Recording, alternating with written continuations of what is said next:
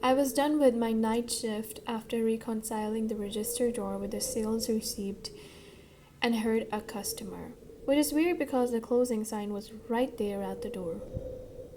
I told him that I only work with a cash register and the cafe has been closed, but he furiously yelled at me, threatened me to make him coffee, so I decided to make him a cup so that I can finally go home and take a rest.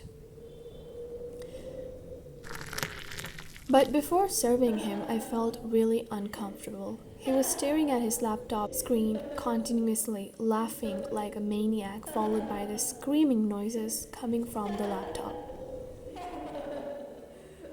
I went to the security room to check what he was up to and found that he was keeping a girl hostage. She was covered with blood. My heart was filled with dread. Nothing was like it seemed. I rapidly went to check my phone, acting like nothing happened, but I couldn't find it. When I glanced at the man's table, he was certainly not there. So I took the opportunity and bolted out of the cafe and went to a nearby store so that I can seek help.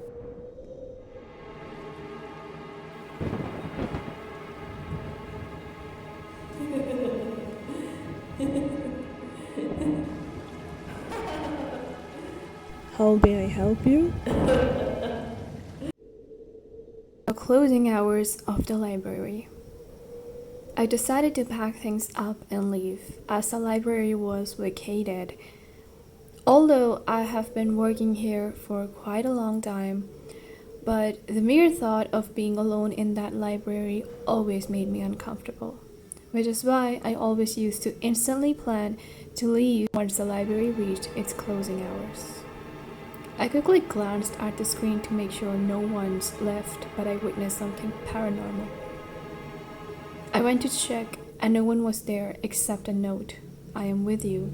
I was left with dread, standing in front of the board, realizing the presence of unknown. Even it gets scarier when the unknown is aware of being known of his presence. I felt shiver down my spine and ran to a corner to hide myself and process my thoughts and clear my head. It was at this moment when someone grasped onto me. The next thing I remember was that I woke up in my own room with a note on my blanket. I'm with you. I'm with you. I'm with you. I'm with you. I'm with you. I'm with you. I'm with you. I'm with you. I'm with you. On New Year's, we used to go on the rooftop of building and enjoy the fireworks. But this time, I was alone because my friend had to go abroad. Before midnight, I received a note from under the door coding meet me at the rooftop, which creeped me out.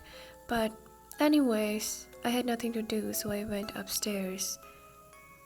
There was no one but a weird tent which I never noticed there before. Jenny, come here. Jenny. When I went inside the tent, someone was brutally murdered, covered in blood. It was hard for me to realize that I was witnessing it for real until I stopped my foot against the weapon. So I gathered myself and instantly called for help. But since that night, nightmares are a huge part of my life.